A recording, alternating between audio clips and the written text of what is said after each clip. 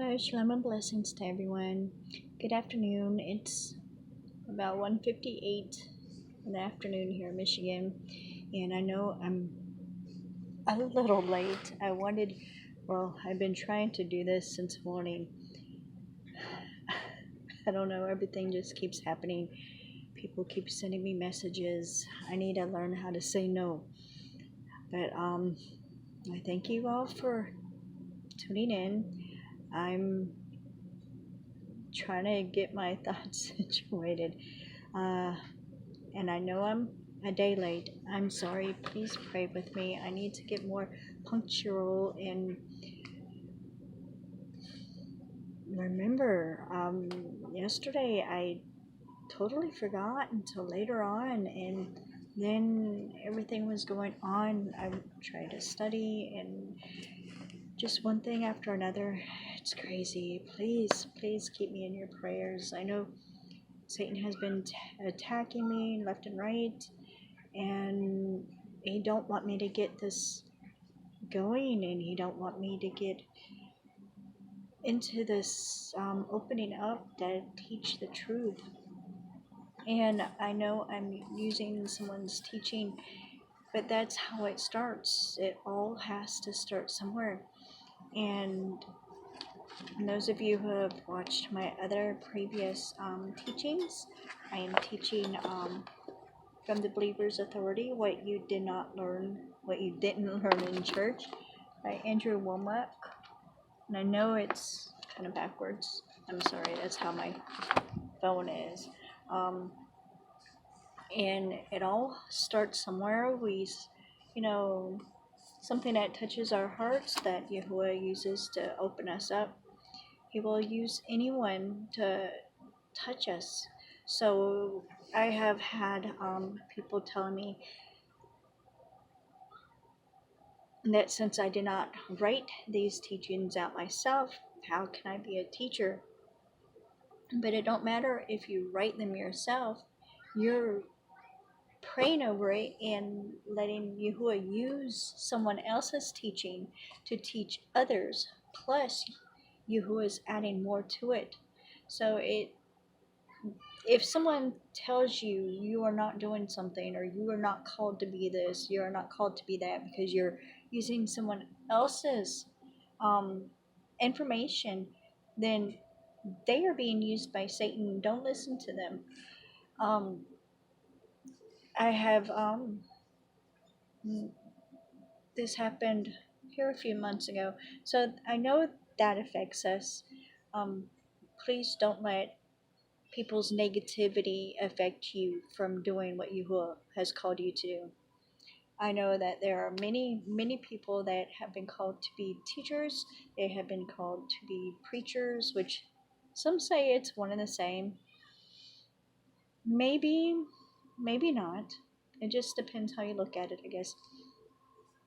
And many people have been called to do different things. We are supposed to be the Messiah's body, right? The head, the hands, the feet, the legs. Each part, does something different for the kingdom of heaven.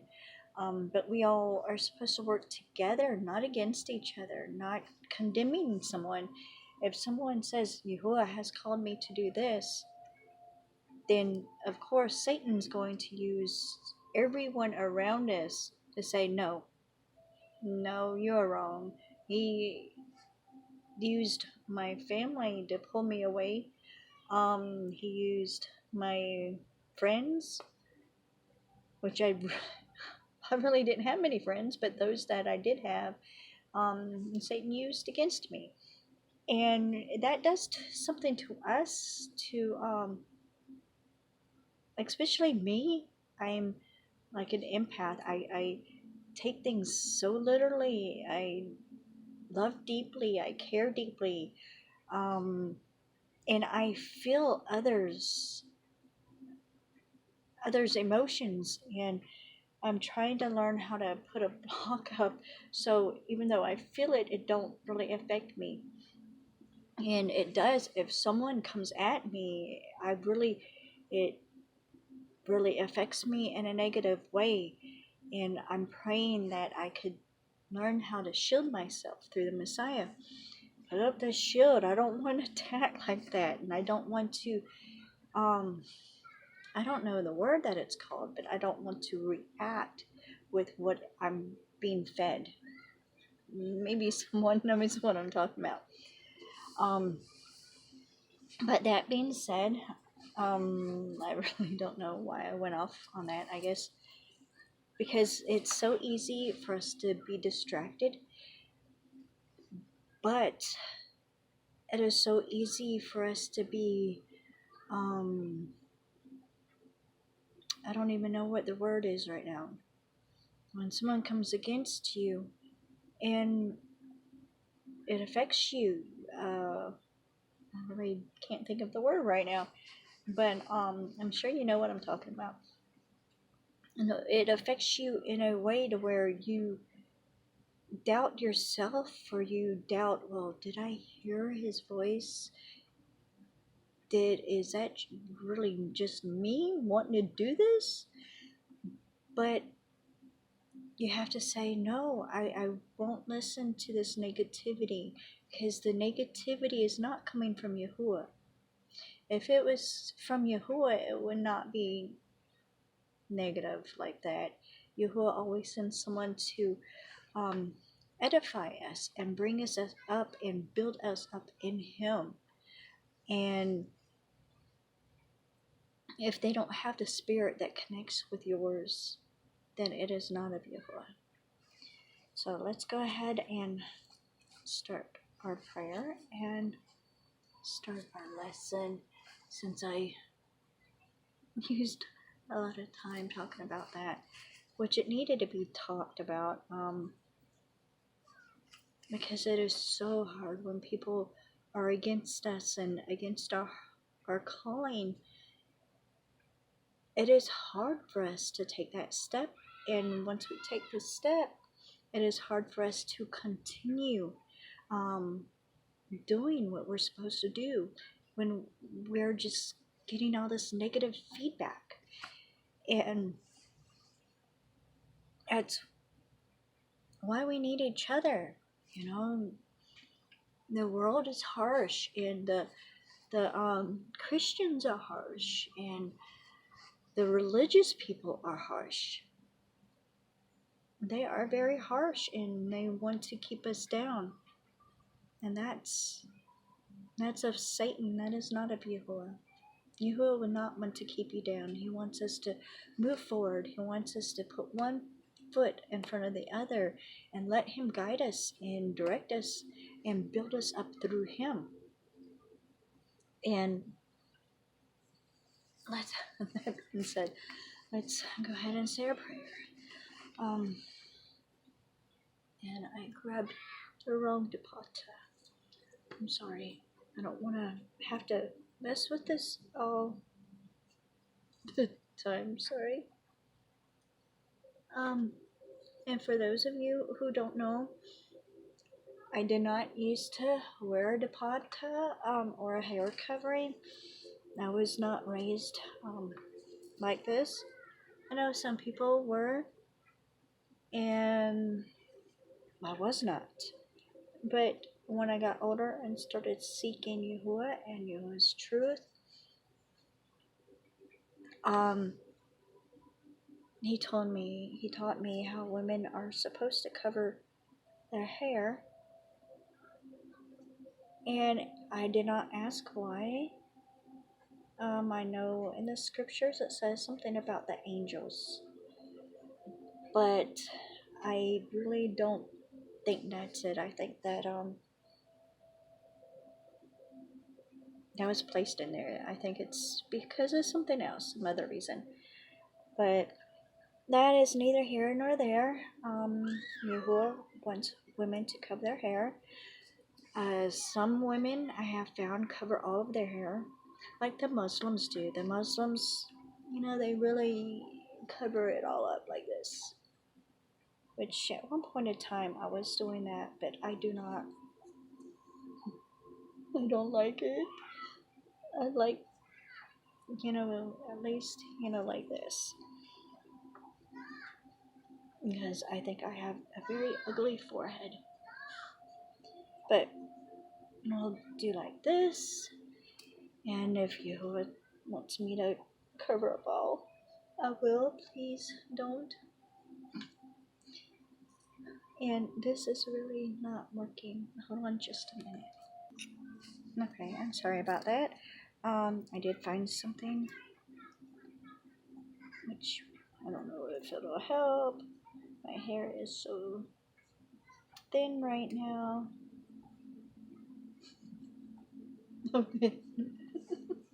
Alright, that'll work for now, I guess.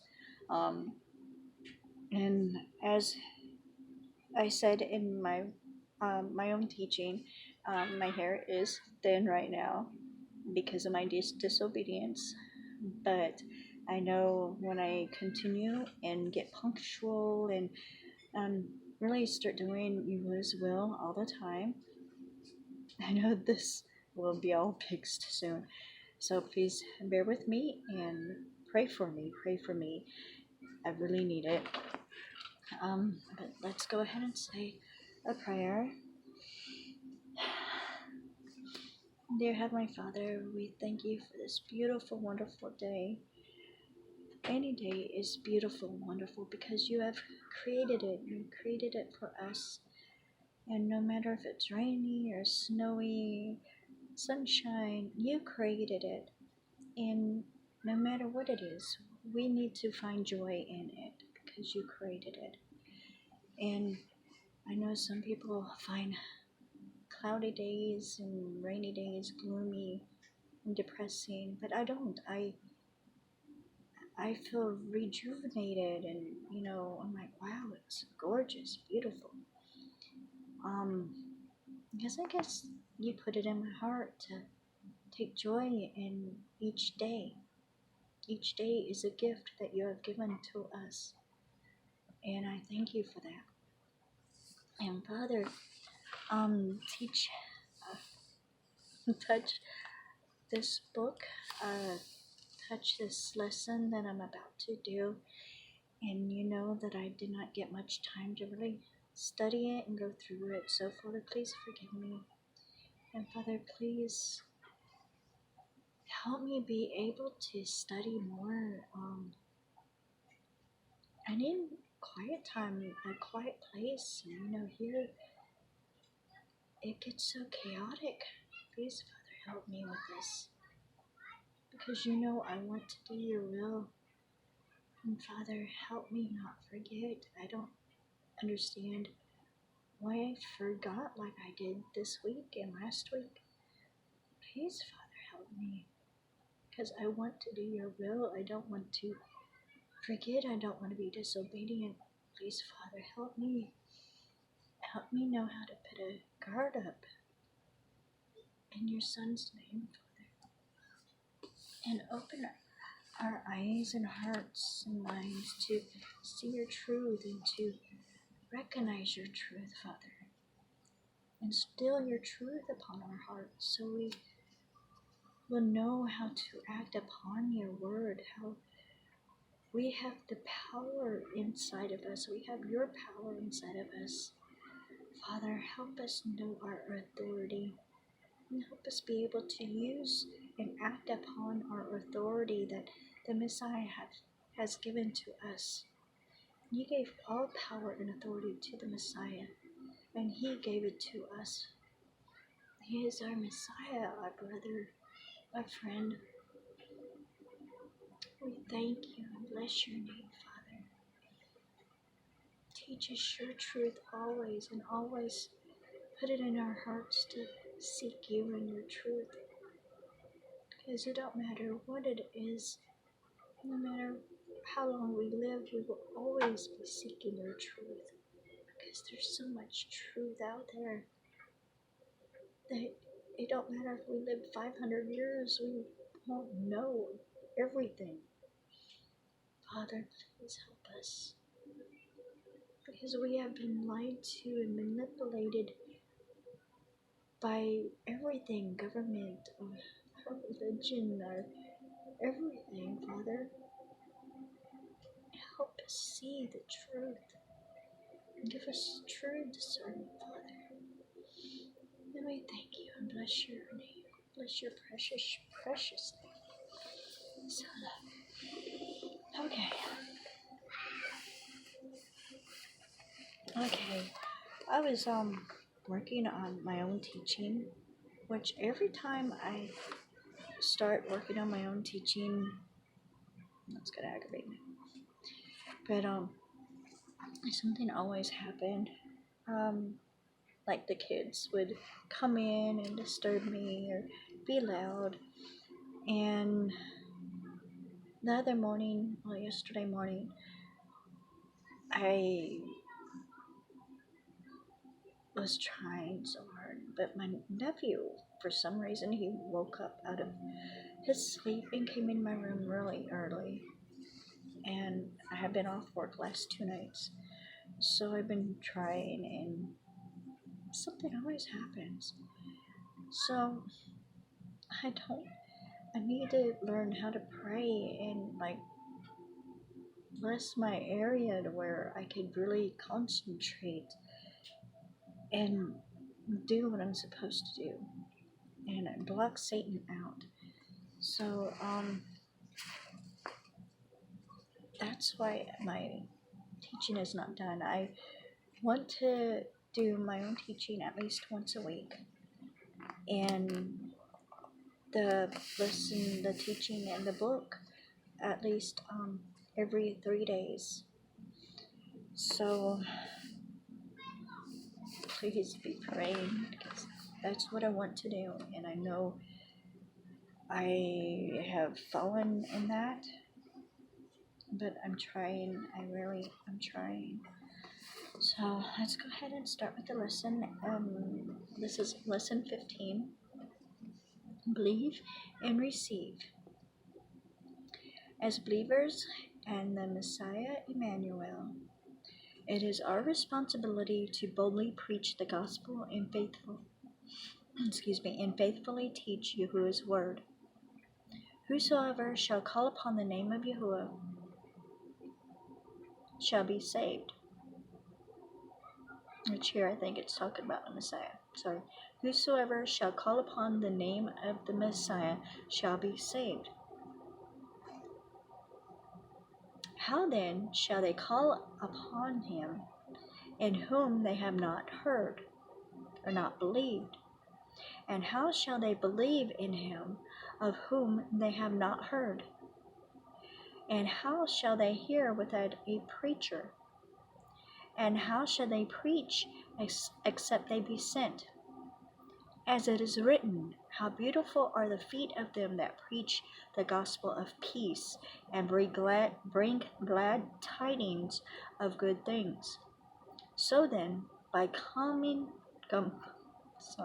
so then, faith comes by hearing, and hearing by the word of Yahuwah. Romans 13:10 through 17, 10 through 15 and 17. I need new glasses. And if you can't tell my eyes, I'm tired. I am, which I don't understand why. But soon, hopefully, that'll be good too. So let's see. Now my eyes need to get used to these. I don't like wearing them. The manifestation of the Ruach HaKodesh on the day of Pentecost arrested the people's attention. Seizing the opportunity, Peter stood up and preached Messiah. The people responded by asking, "What must we do to be saved?" Someone's calling me. Okay. Sorry.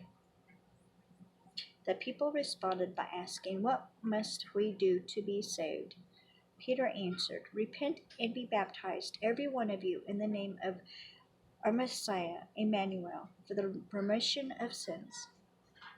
And you shall receive the gift of the Ruach HaKodesh, for the promise is unto you, and to your children, and to all that are after that, even as many as our Messiah shall call. Acts 2:38 through 29. I'm sorry, for some reason I don't know. Hold on. Okay. Acts 2:38 through 39. I think my eyes are just being crazy today. I'm sorry.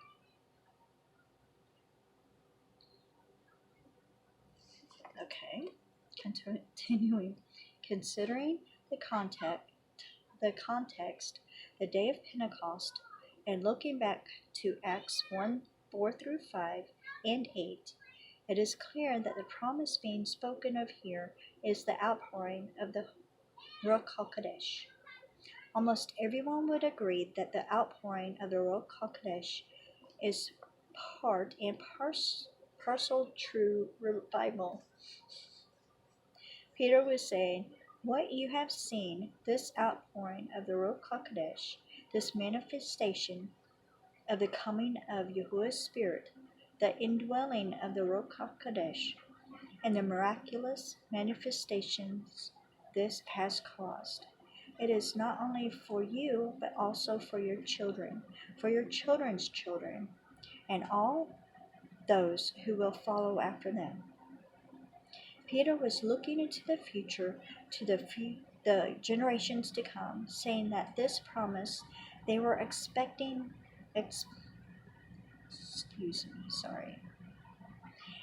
Peter was looking into the future, to the generations to come, saying that this promise they were experiencing of the outpoured Ruach HaKodesh is for us today too. Yahuwah never quit pouring out his Ruach HaKodesh. This promise was intended to go from generation to generation to all believers throughout time. Although the baptism of the Ruach HaKodesh and the gifts of the Ruach HaKodesh have only been widely recognized and received by the body of Messiah at large for the last century or so, it's not because they were not available.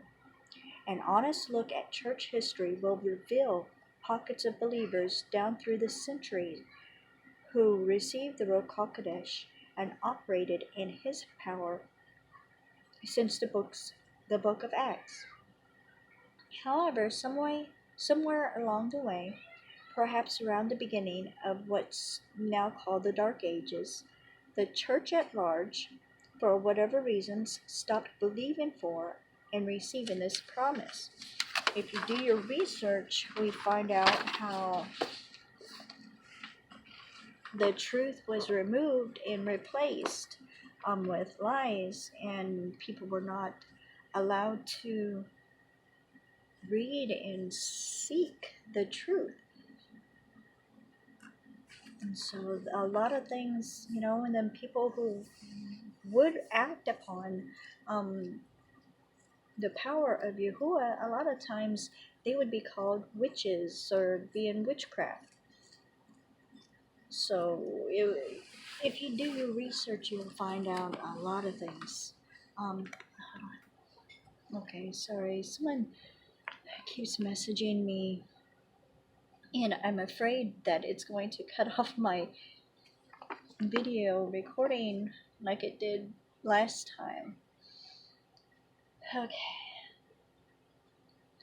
In the early days of Azusa Street, I assume that's right, in the beginning of the Pentecostal movement, they did not fully understand how they received this powerful manifestation of the Ruach HaKodesh. They did not understand exactly what they did or if they did anything at all to occasion it. Therefore, one of the dominant doctrines that emerged from the early days of the Pentecostal movement was to tarry for the Ruach HaKodesh. You know what it is to tarry? That means to wait upon, to hold out for. They said you have to beg and plead with Yahuwah to pour out and fill you with his Ruach HaKodesh. They would just wait sometimes years for this cataclysmic experience where Yahuwah would touch them and baptize them in the Ruach HaKodesh.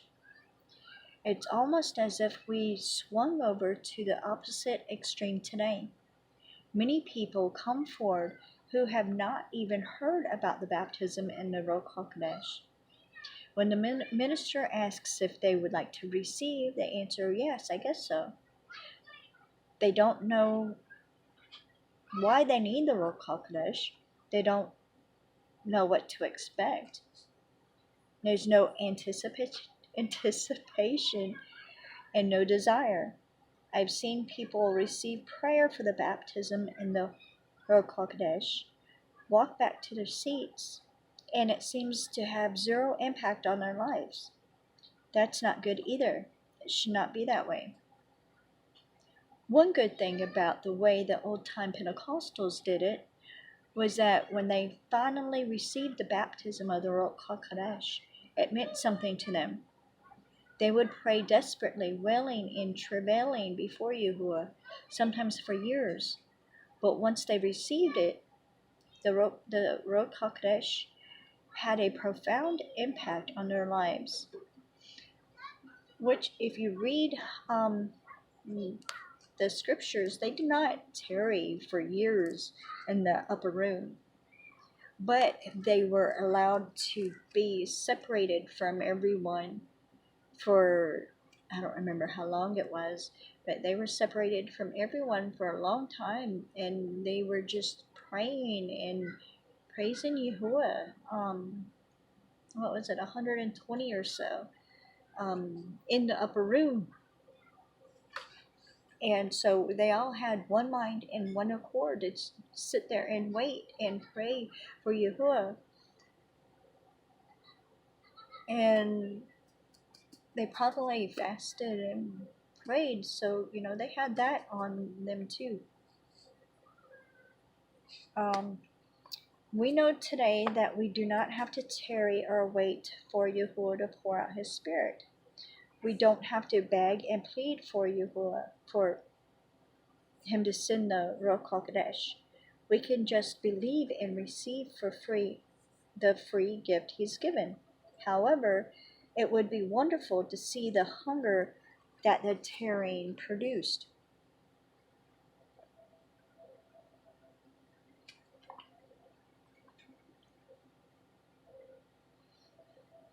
Let me see where he's going with this. I was not able to finish.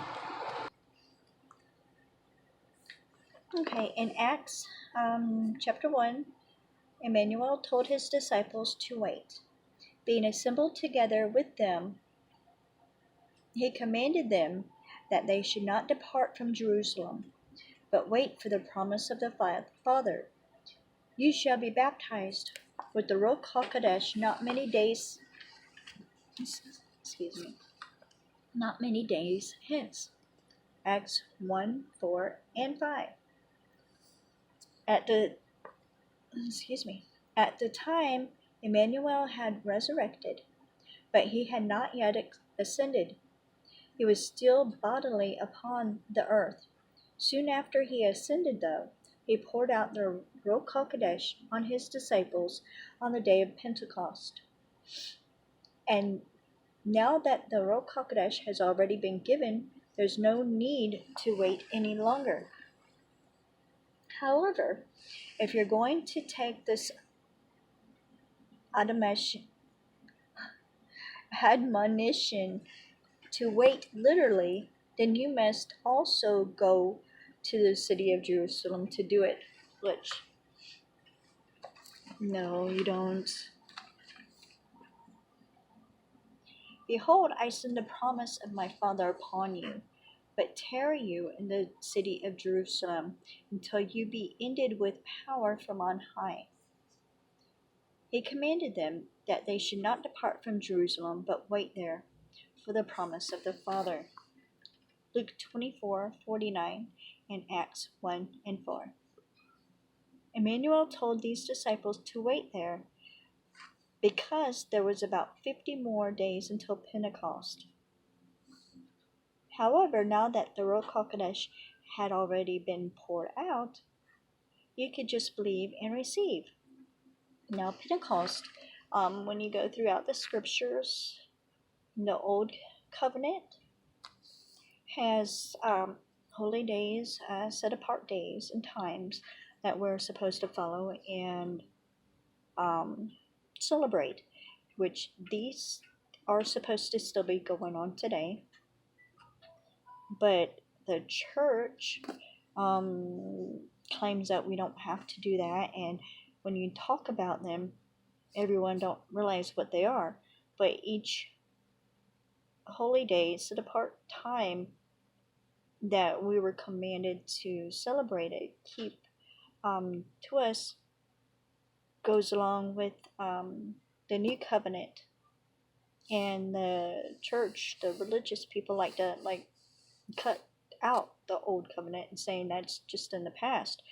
But the old covenant and the new covenant go in like this. You cannot have one without the other. And people don't realize that. The day of Pentecost was in the Old Testament, which you should pray about and seek that out. Let's see. I have seen thousands and thousands of people receive the baptism in the Ruach HaKodesh, speak in unknown tongues, and have life-changing experience with Yahuwah simply by believing and receiving. You don't have to wait and tarry. The only time you have to wait and tarry is if you're really going through things like sins that hey, I'm in disobedience, or I have this sin on me, and I know I can't go forward until I get this off. So you wait and tarry, and when you do, then that hold gets broken from you. The chains get released, and then you could receive. Let's see. Most people would agree that I'm sharing about the baptism in the Ruach HaKodesh, but when it comes to revival, they just shift gears, saying, "Oh, but we have to beg and plead well and travail. We must get 1,000,000 people praying and fasting together, so Yahuwah will send revival and pour out His Spirit." No, you just have to believe. You just have to receive. And as you get revived, you'll have the opportunity to influence and share that life with the people around you. As your friends, your family, and your workplace get revived, they go out too, and it spreads. The reason we are not seeing a greater revival